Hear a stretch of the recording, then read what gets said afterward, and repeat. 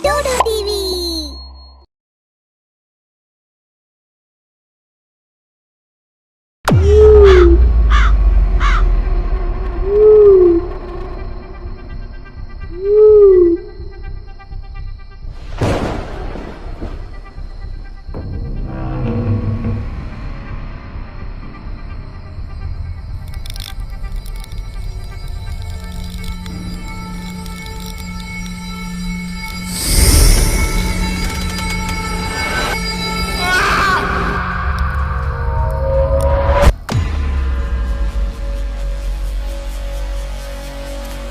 अब्दुल माधोपुर गांव में रहता था। उसके माँ बाप बचपन में ही गुजर गए थे।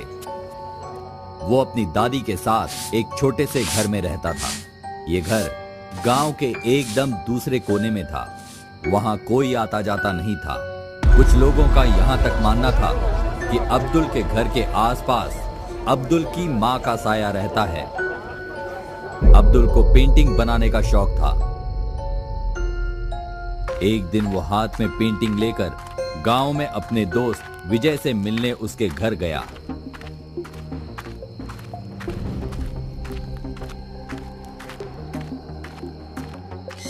आजा भाई अब्दुल, आज क्या पेंटिंग दिखाने आया है? ये देख। अब्दुल विजय को अपनी पेंटिंग दिखाता है। वो एक औरत की पेंटिंग थी। अरे वाह, बहुत बढ़िया लग रही है, मगर ये है कौन?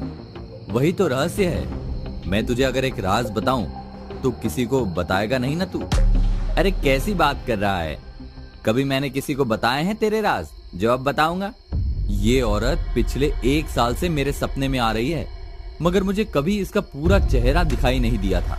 कल रात ही मुझे सपने में इसकी पूरी शक्ल दिखाई दी। उठते ही मैंने सबसे पहले इसकी पेंटिंग बना दी, मगर मुझे समझ नहीं आ रहा है कि ये है कौन। बड़ी अजीब बात है। मुझे यकीन नहीं हो रहा है कि ऐसा भी कुछ हो सकता है। मुझे भी समझ नहीं आ रहा है कि मैं कैसे पता करूं ये आखिर है कौन। तू एक काम कर, ये पेंटिंग यहीं रख जा। तेरे घर के उधर तो कोई आता जाता है नहीं। मैं इस पेंटिंग को यहीं सामने रख देता हूँ, जिससे आते जाते लोग देख लें। क्या पता कोई जानता हो इसे। ठीक है भाई, चल अब मैं चलता हूँ, कल मिलते हैं।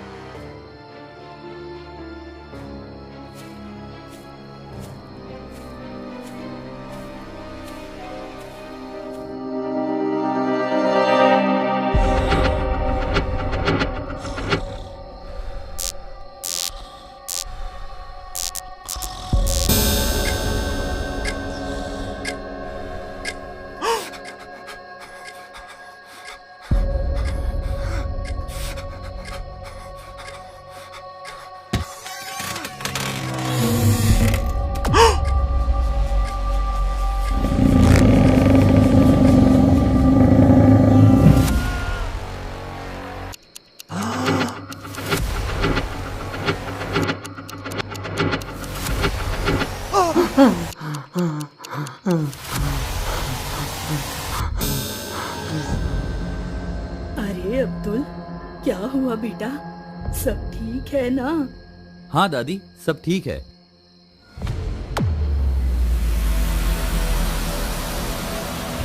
विजय अपने घर के बाहर बैठकर चाय पी रहा था। वहीं बगल में अब्दुल की बनाई पेंटिंग रखी थी। तभी एक औरत वहां से गुजरती है। वो पेंटिंग को देखती है और वहीं घबरा के बेहोश हो जाती है। विजय उसके पास जाता है। अरे शांति बहन, क्या हुआ? उठो, होश में आओ। विजय अंदर से पानी लाकर उसके मुंह पर छींटे मारता है। थोड़ी देर बाद शांति को होश आ जाता है, मगर वो कुछ बोल नहीं पाती। शांति बहन, अचानक से क्या हो गया? तबीयत ठीक है ना तुम्हारी?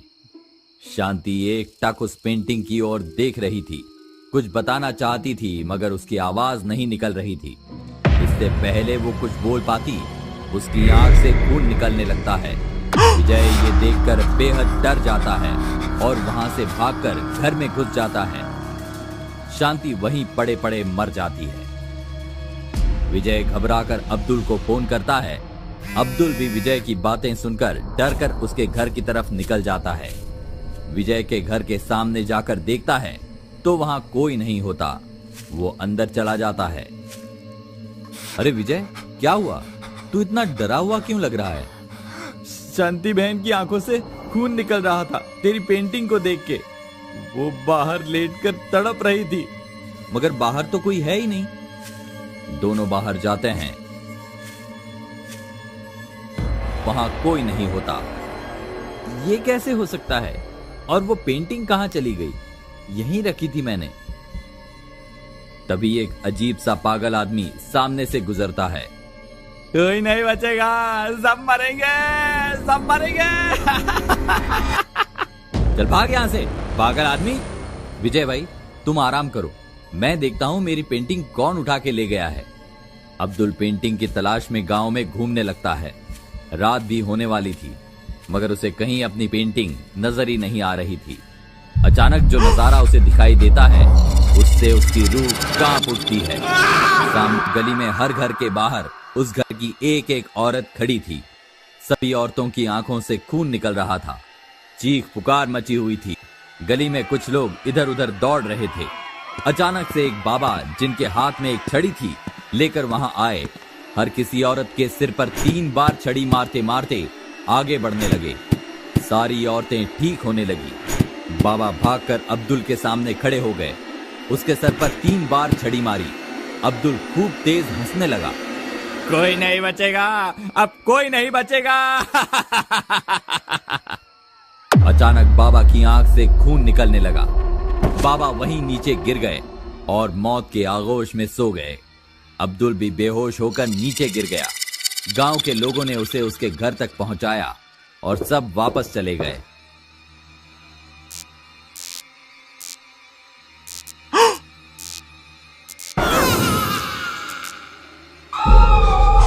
बचाओ, कोई बचाओ। अब्दुल उस औरत को देख के जितना डर रहा था, उससे कहीं ज्यादा हैरान था। ये कैसे हो सकता था? उसकी पेंटिंग वाली औरत एक चुड़ैल थी। वो चुड़ैल उसको हवा में लटकाए रहती है। वो चीखता रहता है, मगर घर गांव से इतनी दूर था कि कोई उसकी चीख नहीं सुन पाता। चुड़ैल उसको नीचे पटक देती है। अब्दुल के गले से खून निकलने लगता है। चुड़ैल उसके पेट में नाखून घुसाने ही वाली होती है कि अचानक दादी वहां आ जाती है और एक तस्वीर उस चुड़ैल के सामने रख देती है। वो तस्वीर अब्दुल के माँ बाप की थी। उस तस्वीर को देखते ही उस चुड़ैल का जिस्म जलने लगता है। वो भागने लगती है। अब्दुल बेटा, ये तस्वीर पकड़ और जब तक ये चुड़ैल जल के गायब ना हो जाए, इसे नीचे मत रखना। अब्दुल तस्वीर को उठा के चुड़ैल के पीछे भागता है। चुड़ैल जल के तड़पने लगती है और गायब हो जाती है। अब अब्दुल को चैन की सांस आती है। वो दादी के पास जाता है। दादी, ये चुड़ैल आखिर कौन थी? और अब्बू अम्मी की तस्वीर का इससे क्या वास्ता? मेरे सपने में भी यही आती थी। ये सुलोचन चुड़ैल थी। 20 साल पहले इस गांव में इसका आतंक था। तेरे अब्बू एक पहुंचे हुए मौलाना थे। तेरी अम्मी भी उनका साथ दिया करती थी। दोनों ने अपनी सारी शक्तियों से इस चुड़ैल से लड़ाई की। इससे लड़ते हुए अपनी जान गंवा दी, मगर अपने साथ साथ वो इस चुड़ैल को भी ले गए थे। उसके बाद हर साल तेरी अम्मी अब्बू का बताया तावीज एक खास दिन में उनकी कब्र पर चढ़ाती थी, जो इस चुड़ैल को दूर रखता था। मगर पिछले 1 साल तू यहाँ नहीं था और मेरी तबीयत इतनी खराब थी कि मैं तेरे अम्मी अब्बू की कब्र पर नहीं जा पाई और इस चुड़ैल की ताकत वापस आ गई। तेरे शरीर पर कब्जा करके फिर से गांव को तबाह करना चाहती थी। अगले महीने की 15 तारीख को तू ताबीज चढ़ा आना बेटा। तब तक उनकी तस्वीर इससे बचा के रखेगी हमें। दादी, आप अगर ये बात पहले बता देती तो शायद कुछ जाने बच जाती, मगर अब मैं सब कुछ ठीक कर दूंगा। दादी के बताए तरीके से अब्दुल ने ताबीज चढ़ा दिया और वापस से गांव में शांति कायम हो गई।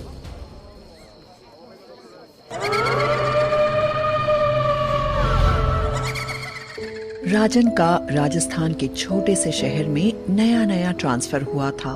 वो बिजली विभाग में काम करता था। इससे पहले वो जयपुर में था और उसकी माँ और बीवी जयपुर में ही रहते थे। अब ट्रांसफर के बाद वो अकेला ही आया था और काफी मुशक्कत के बाद उसको किराए पर एक घर भी मिल गया था।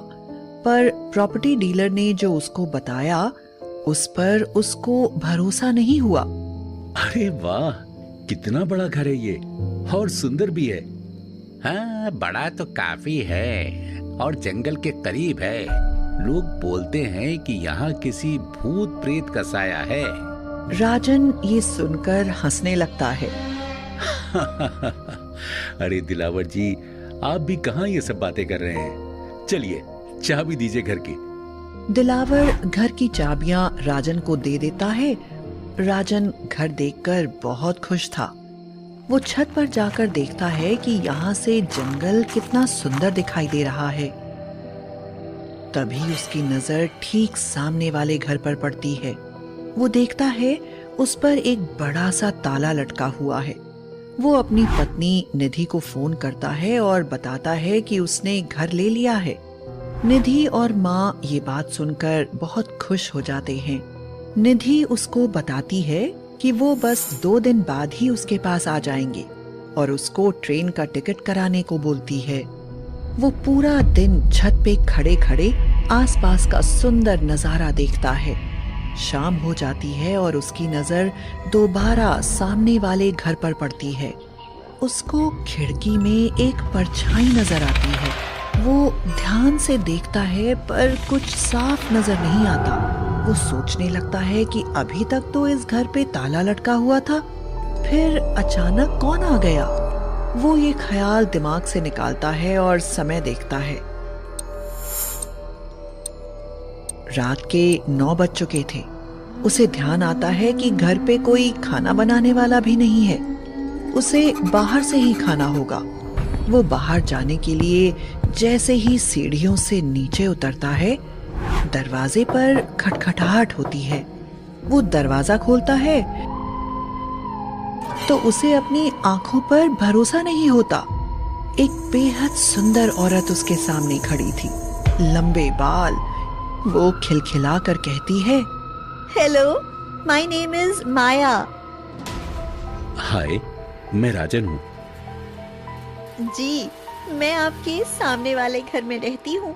मुझे पता चला कि आप आज ही शिफ्ट हुए हैं, तो मैं आपके लिए खाना लेकर आ गई। इतनी तकलीफ क्यों की भला आपने? इसमें तकलीफ की क्या बात है? आप हमारे पड़ोसी हैं, इतना तो बनता है। माया खाना देकर वापस चली जाती है। राजन खाना खाते वक्त सोचता है कि अगर ये औरत सुबह से यहाँ थी ही नहीं तो इसे कैसे पता कि मैं अकेले ही यहाँ शिफ्ट हुआ हूँ। खैर, बढ़िया खाने के सामने ये सवाल वो भूल जाता है और सोने चला जाता है। रात के ठीक 12 बजे कोई उसका दरवाजा खटखटाता है। वो गहरी नींद से जागता है और सोचता है कि भला इस समय कौन होगा। वो दरवाजा खोलता है और सामने माया को खड़े देख चौंक जाता है। माया जी, आप इस समय? हाँ, वो मैं आपसे बर्तन लेना भूल गई थी। राजन उसको बर्तन वापस करता है और वापस सोने चला जाता है। पर अब उसकी आंखों में नींद कहाँ? भला रात के 12 बजे क्यों कोई औरत किसी पराये मर्द के घर आएगी? इन्हीं सवालों के बीच वो न जाने कब सो जाता है और सुबह उठकर ऑफिस भी निकल जाता है। ऑफिस से ही वो निधि को फोन करता है। निधि, कल सुबह की ट्रेन है। टिकट मैंने मेल कर दिया है तुम्हें। हाँ, मैंने देख लिया है। राजन बहुत खुश था कि कल निधि और माँ आ जाएंगे और उसका परिवार पूरा हो जाएगा। वो रात को ऑफिस से निकलकर अपने घर के पास पहुंचने ही वाला था कि उसे एक 19-20 साल की लड़की दिखाई देती है। वो उसके पास आकर बोलती है, आप यहाँ नए शिफ्ट हुए हैं ना? हाँ। मैं भी यहाँ रहती हूँ अपनी मम्मी पापा के साथ। मेरा नाम पीहू है। राजन सोचने लगता है कि यहाँ आसपास तो उसके और माया के अलावा कोई नहीं रहता। फिर ये कौन है? मैं जाती हूँ अब, आपसे बाद में मिलूंगी। पीहू वहाँ से चली जाती है और राजन सोचने लगता है कि आखिर ये लड़की कौन थी।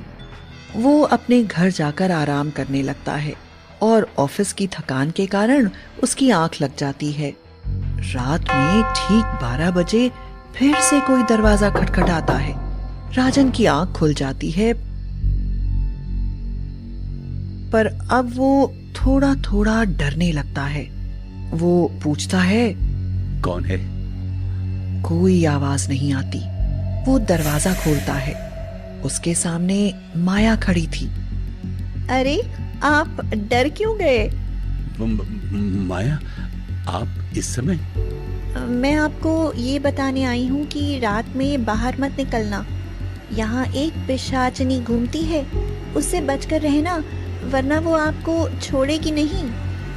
राजन डर के मारे कांपने लगता है। पर आप इस समय क्यों बाहर निकली? मुझे डर नहीं लगता उससे। ये बोलकर माया वहाँ से चली जाती है और राजन किसी तरह नींद के आने का इंतजार करने लगता है। और जैसे ही उसकी आंख लगती है, दरवाजे पर फिर से किसी की आहट होती है। वो घबरा कर उठ खड़ा होता है, धीरे धीरे दरवाजे की तरफ बढ़ता है और पूछता है, कौन है? मैं हूँ पीहू, प्लीज जल्दी दरवाजा खोलो। राजन दरवाजा खोलता है और सामने पीहू खड़ी होती है। मैं आपको एक बात बताना भूल गई थी कि इस इलाके में रात में बाहर मत निकलना। यहाँ एक पिशाचनी रहती है जो किसी का भी रूप ले सकती है। ये बात बोलकर वो चली जाती है, पर अब राजन की आंखों से नींद कोसों मील दूर थी। उसे कुछ समझ नहीं आता कि क्या सच है और क्या छलावा। पता नहीं वो रात के किस पहर में सो जाता है और सीधा सुबह 11 बजे उसकी आंख खुलती है। वो ऑफिस में फोन करके तबीयत खराब होने की वजह से छुट्टी की रिक्वेस्ट करता है और शाम के ठीक 8 बजे निधि और माँ को लेने स्टेशन पहुंच जाता है। राजन उन दोनों को लेकर घर पहुंच जाता है। निधि और माँ कपड़े चेंज करने कमरे में अंदर चली जाती हैं। राजन सोचता है कि क्या उसे निधि और माँ को बता देना चाहिए कि उसके साथ पिछले 2 दिनों से क्या हो रहा है, पर फिर वो सोचता है कि अभी तो ये लोग आए हैं, फालतू में परेशान नहीं करना चाहिए। निधि कपड़े बदलकर बाहर आ जाती है। वो बेहद सुंदर लग रही थी। राजन उसको देखकर उसको गले लगा लेता है, पर जैसे ही वो गले लगाने के बाद उसको देखता है, उसके होश उड़ जाते हैं। उसके पैरों के नीचे से जमीन खिसक जाती है। जिसको वो निधि समझ रहा था वो निधि नहीं थी, वो तो पीहू थी। पर राजन सोचता है कि वो पीहू कैसे हो सकती है। पीहू तुम? तभी माँ बाहर आती है और इससे पहले राजन उनको कुछ बता पाए, वो देखता है कि माँ भी पीहू का रूप ले लेती है और दोनों एक दूसरे के अंदर समा जाती हैं। पीहू जोर जोर से हंसने लगती है और एक डरावनी पिशाचनी का रूप ले लेती है और जोर जोर से चिल्लाने लगती है। तेरी हिम्मत कैसे हुई इस घर में रहने की? ये मेरा घर है और यहाँ सिर्फ मैं रहती हूँ। राजन डर के मारे वहाँ से भागने लगता है, पर दरवाजा अपने आप बंद हो जाता है और पिशाचनी राजन को हवा में उठा लेती है। राजन रोने लगता है। प्लीज मुझे छोड़ दो। वो राजन को नीचे जमीन पर छोड़ देती है। उसको बहुत चोट लगती है, पर उसे समझ नहीं आता कि वो क्या करे। वो राजन पर अपनी शक्ति छोड़ती है, पर ये क्या, उसकी शक्ति को कोई रोक लेता है। राजन देखकर हैरान हो जाता है। माया तुम? माया ठीक राजन के सामने खड़ी थी और उसके हाथ में 2 दुर्गा माँ की मूर्तियां थीं। उसकी वजह से पिशाचिनी की शक्ति का उस पर कोई असर नहीं होता। वो एक मूर्ति राजन को दे देती है। राजन मूर्ति लेकर खड़ा हो जाता है। पिशाचिनी बार बार अपनी शक्ति उन दोनों पर डालती है, पर उसका कोई असर नहीं होता। आखिरकार वो वहां से गायब हो जाती है। आपका बहुत बहुत शुक्रिया कि आपने मुझे बचा लिया। मुझे तो लगा था कि अब ये कभी नहीं आएगी। मैंने 5 साल पहले ही देवी माँ के त्रिशूल से इसको भस्म कर दिया था। दरअसल कुछ सालों पहले मैंने ही अपनी मनोकामना सिद्ध करने के लिए इसी घर में पिशाचिनी को प्रसन्न किया था, पर आखिरी दिन मेरी तपस्या बीच में ही टूट गई और इस पिशाचिनी ने मुझ पर ही हमला कर दिया। उस समय मेरे पास ये देवी माँ की मूर्ति थी जिससे मैं बच गई और मैंने इसको भस्म कर दिया, पर ये पिशाचिनी अब फिर से वापस आ गई। मैं इसको जल्द ही हमेशा के लिए यहाँ से भगा दूंगी। फिलहाल आपका यहाँ से चले जाना ही बेहतर होगा। इतने भयानक अनुभव के बाद अगली सुबह ही राजन उस घर से निकल जाता है और ऑफिस जाकर अपना तबादला फिर से जयपुर करवा लेता है और फिर वापस लौटकर कभी वहां नहीं आता। राकेश की मीटिंग खत्म हुई और वो बिल्डिंग के थोड़ा बाहर जाकर टैक्सी का इंतजार करने लगा। तभी उसकी वाइफ का फोन आया। हाँ आशा, मैं बस टैक्सी का ही वेट कर रहा हूँ। एक तो ये बिल्डिंग इतनी आउटस्कर्ट्स में है कि यहाँ पर कुछ भी नहीं मिलने वाला जल्दी। जैसे ही मुझे ऑटो या टैक्सी मिलती है मैं तुम्हें कॉल करता हूँ। ओफो, इतनी देर हो गई, कुछ भी नहीं मिला अब तक। एक तो इतना सुनसान रास्ता है, पता नहीं यहाँ लोग रात में कैसे आते जाते हैं। बहुत देर बाद राकेश ने एक ऑटो को आते हुए देखा, लेकिन जब उसने रोकने के लिए हाथ बढ़ाया, रुको रुको, ऑटो उसके सामने से तेजी से गुजर गया। पता नहीं कैसे लोग हैं। कुछ देर बाद उसे टैक्सी आती हुई दिखाई दी। राकेश ने फिर से हाथ देकर उसे रोकने की कोशिश की। रुकिए रुकिए प्लीज। पता नहीं मैं आज कैसे पहुंच पाऊंगा। एक तो यहाँ वैसे भी कोई नहीं दिख रहा और जो आता भी है वो रुकता ही नहीं। राकेश थोड़ा परेशान हो गया। जब उसे वहां खड़े हुए बहुत देर हो गई तो उसने फिर से आशा को फोन किया, लेकिन फोन नहीं लगा। कुछ देर बाद उसे एक बस आते हुए दिखाई दी। वो थोड़ा सा खुश हुआ। शायद ये बस रुक जाए, कोशिश करके देखता हूं। इस बार वो हाथ दिखाकर जोर से आवाज देता है, रोको रोको, बस को रोको। बस बहुत तेजी से उसके आगे से निकली और वो थोड़ा डर गया। उसने तेज आवाज में कहा, अरे भाई, इतनी तेजी से क्यों जा रहे हो? मारोगे क्या? कुछ दूर जाकर बस रुकी। अंततः राकेश बस में चढ़ गया। राकेश ने देखा बस में बहुत ज्यादा लोग नहीं हैं और कोई भी एक दूसरे से बात नहीं कर रहा है। सब लोग बिल्कुल शांत बैठे हैं। बस फिर से बहुत तेजी से चलने लगी। राकेश ने ड्राइवर से कहा, अरे ड्राइवर साहब, बस को उड़ाना है क्या? थोड़ा धीरे चलो। ड्राइवर ने कोई जवाब नहीं दिया। अजीब है ये ड्राइवर, कोई जवाब भी नहीं दिया। राकेश ने कंडक्टर से कहा, बस क्लॉक टावर जाएगी ना? कंडक्टर ने सिर्फ सिर हिला दिया। ऐसा लगा मानो वो हाँ कह रहा है। ठीक है, मुझे क्लॉक टावर का एक टिकट दे दो। कंडक्टर ने राकेश को टिकट दिया। राकेश ने मन ही मन कहा, शहर से बाहर कितनी ठंड होती है। वो अपने हाथ बांधकर बैठ गया और गाना गुनगुनाने लगा। मैं जिंदगी का साथ निभाता चला गया। बस की स्पीड अब पहले से भी तेज हो गई। राकेश ने फिर से ड्राइवर से कहा, अरे ड्राइवर सुनो, थोड़ा धीरे चलाओ भाई। फिर से कोई जवाब नहीं। अरे तुम कुछ बोलते क्यों नहीं?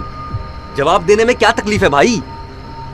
फिर से जवाब न मिलने पर राकेश ने अपने पीछे वाली सीट पर बैठे व्यक्ति से बात करने की कोशिश की।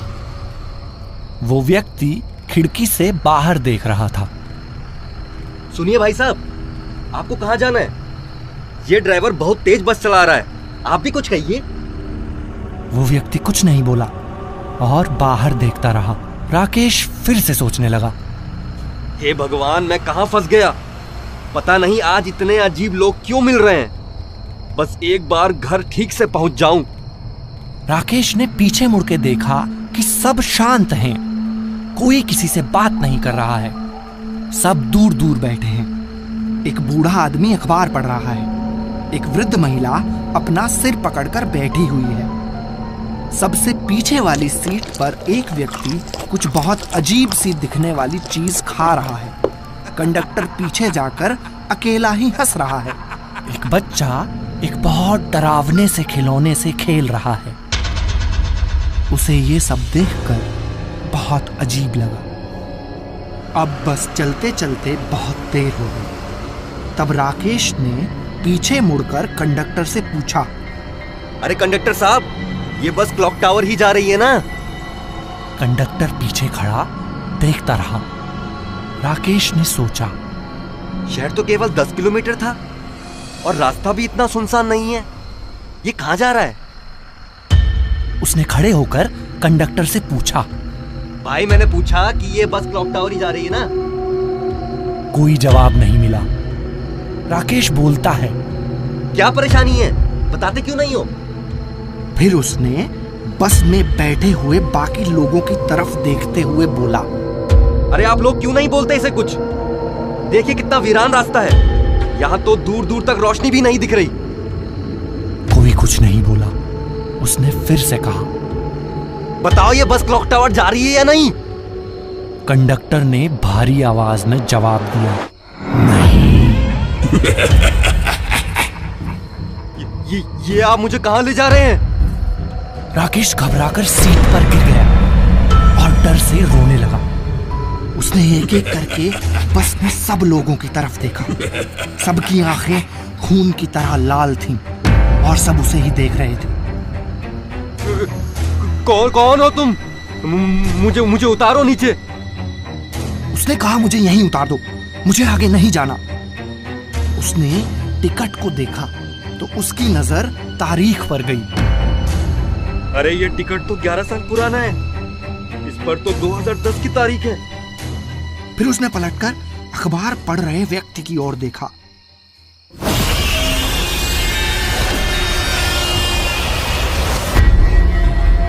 वो बहुत डर गया, रोते रोते कहने लगा, मुझे आगे नहीं जाना। ड्राइवर बस रोको, प्लीज बस रोको। वो भागकर ड्राइवर के केबिन में गया। ड्राइवर ने उसकी तरफ देखा। राकेश ने देखा कि उसकी आंखें भी लाल हैं और चेहरे पर खून है। नहीं।